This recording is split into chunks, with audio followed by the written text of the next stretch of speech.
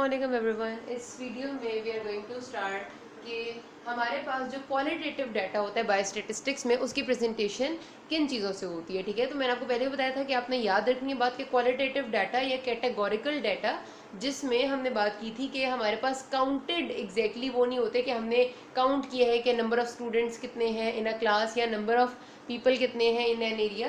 तो वो वाली बात नहीं है, क्वालिटेटिव टाइप ऑफ डाटा है। इसकी जो प्रेजेंटेशन थी वो तीन चीज़ों से होती है, बार चार्ट्स, पाई चार्ट होता है वो वाला, और पिक्टोग्राम्स। तो पहले मैं आपको बताती हूँ बार चार्ट क्या है। रिमेंबर, अपने दो चीज़ों में डिफरेंस याद रखना है, एक हिस्टोग्राम होता है और एक बार चार्ट होता है। हिस्टोग्राम क्वांटिटेटिव डाटा को प्रेजेंट करता है और बार चार्ट क्वालिटेटिव डाटा को प्रेजेंट करता है। ठीक है, बार चार्ट ये है कि आपने सिंपली कोई एक वैल्यू है और उसको आपने मतलब दो चीज़ों का ज़ाहिर रिलेशन प्लॉट करना है, और उसमें आप एक जो है वो फिक्स्ड क्वांटिटी है वो आप एक तरफ लिख दोगे, और दूसरी जो वेरिएबल है उसमें लेंथ ऑफ बार आपको बताएगी कि कितनी वो क्वांटिटी है। सपोज मैं लिखती हूँ कि कितने सालों में क्या पॉपुलेशन थी पाकिस्तान की। ठीक है, सपोज ये कि यहाँ पर मैंने एक एक बार के नीचे एक एक ईयर का नाम लिख दिया कि 1990, फिर मैंने लिखा 1995, फिर 2000, फिर 2005। ठीक है, तो मेरी जो एक ये पूरी बार है, बार से मुराद ये एरिया है पूरा। ठीक है, एक ये पूरी बार है मेरी, फिर ये अगली बार है,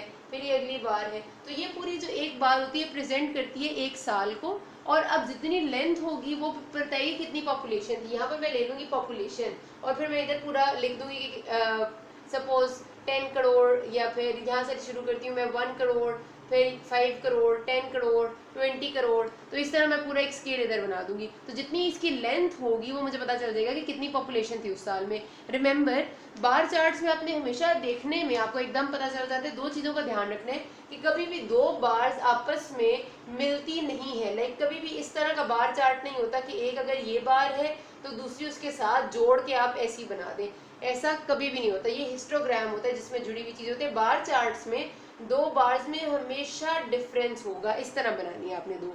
ठीक है, दूसरी बात यह है कि इनकी विड्थ कभी भी मैटर नहीं करती। अब मैंने इतनी पतली बनाई है, आप चाहे तो बार्स आप इतनी इतनी मोटी बना लें, एक बार इतनी बना लें, दूसरी इतनी मोटी, तीसरी इतनी मोटी, मतलब सारों की विड्थ बराबर होनी चाहिए। लेकिन इतनी मोटी एक की विड्थ हो या इतनी हो या इससे भी पतली हो, बार चार्ट में इतनी इतनी पतली भी होती है, यूं देखेंगे आप ऐसे करके, इट डजेंट मैटर। तो आपने बस, आपकी जो लेवल पे बात है हमारे पास इससे रिलेटेड, मतलब कम्युनिटी मेडिसिन में बायोस्टैट्स में जो जरूरत है वो ये कि हम पहचान सके कि बार चार्ट क्या है, किस लिए इस्तेमाल हो रहा है। तो इस्तेमाल क्वालिटेटिव डाटा के लिए आपने हमेशा करना है। रिसर्च भी करिए तो अगर आपकी क्वालिटेटिव टाइप ऑफ रिसर्च है तो आप इसे इस्तेमाल करेंगे। दूसरी बात ये कि विड्थ कभी भी मैटर नहीं करती, इसमें जितनी मर्जी ले लें। तीसरी बात, हमेशा गैप होता है दो बार्स में। या आप वर्टिकल प्रेजेंट करें, आप चाहे तो इसको हॉरिजॉन्टल प्रेजेंट करें, मतलब आप बार्स इस तरह बना लें इस डायरेक्शन में, फिक्स क्वांटिटीज को वाई एक्सेस पे ले लें और वेरिएबल क्वांटिटी को आप एक्स एक्सेस पे ले लें, तो भी कोई मसला नहीं है। एक से ज़्यादा चीज़ें अगर आपने प्रेजेंट करनी है तो उसके लिए हम इस्तेमाल करते हैं मल्टीपल बार्स। उसमें क्या है, सपोज ये कि मैं प्रेजेंट करना चाह रही हूँ कि हमारे पास सिवेज की जो रिसाइकलिंग है वो किस तरह से हो रही है। अब आप देखें यहाँ कितना सिवेज रिसाइकल हो रहा है, किस तरीके से हो रहा है, और क्या टाइप है सिवेज की। तीन बातें मैंने प्रेजेंट करनी है। कितना हो रहा है, कितने टन होगा, वो मैं ले लेती हूँ वाई एक्सिस पे। ये मेरी वेरिएबल क्वांटिटी है, ज़ाहिर है कितने टन सिवेज है। ग्लास डिफरेंट क्वांटिटी में होगा, जो पेपर्स टाइप हमारा वेस्ट मटेरियल है उसकी क्वांटिटी अलग होगी, जो हमारा कंपोस्ट है यानी जो हमारा सिवेज होता है बेसिकली उसकी क्वांटिटी अलग होगी। तो मैंने वाई एक्सिस पे सारे टन्स ले लिए। एक्स एक्सिस पे अब मैंने दो बातें लेनी है। एक मैंने ये देखना है कि जो मेरा सिवेज है वो टन्स तो मुझे इधर पता चल जाएंगे। दूसरी चीज़ मैं देखूंगी ये कौन कौन से मेथड्स है कंपोजिशन के। तो सपोज करते हैं हमारे दो मेथड्स है, एक मेथड ए है कंपोज रिसाइकल करने का, एक मेथड बी है। अब मैं क्या करूँगी, दो कलर्स ऑफ बार बना लूँगी। एक बार मैं बनाऊँगी ब्लैक कलर से, एक मैं बनाऊँगी ब्लू कलर से। ठीक है, नीचे मैं लिख लेती हूँ अपनी चीज़ें। कंपोस्ट है मेरे पास ग्लास है, मेरे पास कार्ड या पेपर। ठीक है, तीन तरह का मेरा ये है। अब उसूलन अगर हम नॉर्मल बार चार्ट बनाए तो हमें यहाँ पर तीन बार्स बनानी चाहिए कि एक इतने टन थी चीज़, ये इतने टन थी सपोज, और ये हमारे पास इतने टन थी। तो ये हमें जितनी हाइट होगी वो तो बता देगी कितने टन है। लेकिन अब मैंने कहा था कि हमारे पास दो मेथड ऑफ कंपोजिशन है। एक मेथड ए है, डीकम्पोजिशन से मुराद मेरी रिसाइकलिंग है। दो मेथड ऑफ रिसाइकलिंग है, एक मेथड ए और एक मेथड बी। तो मैं क्या करूँगी कि कंपोस्ट में कितने टन मेथड ए से हुआ है उसको मैं ब्लू से शो करती हूँ, और कितने टन मेथड बी से हुआ है उसको मैं शो कर देती हूँ ग्रीन से, यहाँ पर ही साथ ही, ठीक है, थोड़े से डिस्टेंस से बनाऊंगी यूं करके। ये मेरी बन गई कंपोस्ट की दो। फिर ग्लास जो ब्लू से बना हुआ मेथड ए से हुआ है, जो ग्रीन से बना हुआ है वो मेथड बी से हुआ है। फिर ये हमारा कार्ड है, जो मेथड ए से है वो ब्लू वाला और मेथड बी से है ग्रीन वाला। तो ये होता है हमारा मल्टीपल बार चार्ट, जिसमें हम एक से ज़्यादा टाइप ऑफ बार्स प्रेजेंट कर लिए हैं। तो मैंने आपको एग्जांपल दिए लाइक बताने के लिए कि हम इस तरह का भी बना सकते हैं। तो बार चार्ट तो यहाँ पर पूरा होता है। अब हम करते हैं अगली चीज़ which is the pie chart. Pie chart आपको पता है बहुत सिंपल सी चीज़ होती है, आपने अक्सर देखा हुआ है, बनाया हुआ है।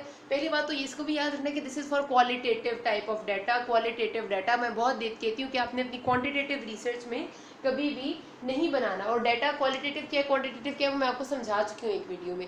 पाई चार्ट किस तरह बनता है बेसिकली, वो आपको इस तरह एक सर्कल है और सर्कल में डिफरेंट पीस ऑफ केक्स की तरह के आपको पीसेस नजर आते हैं कि, और उसमें आपकी अलग अलग परसेंटेज होती है। अगर आपने खुद से बनाना हो तो सिंपल आपने ये करना है कि एक सर्कल में टोटल वी हैव 360 डिग्रीज, आपको पता है। तो 360 डिग्रीज इज इक्वल टू 100%, ठीक है। हर चीज़ 100% का ही पार्ट होती है ना। अब आपके पास जो भी डाटा है, सपोज आपने सिंपल बात करते हैं कि आपने चेक की थी कि एक क्लास में मेल और फीमेल की रेशियो कितनी है एक मेडिकल क्लास में, उसमें यू गॉट के you have 33% mails and you have rest of सारी की सारी स्टूडेंट्स जो 67% है वो फीमेल्स हैं, ठीक है। अब आपने इसको पाई चार्ट पे प्रेजेंट करना है।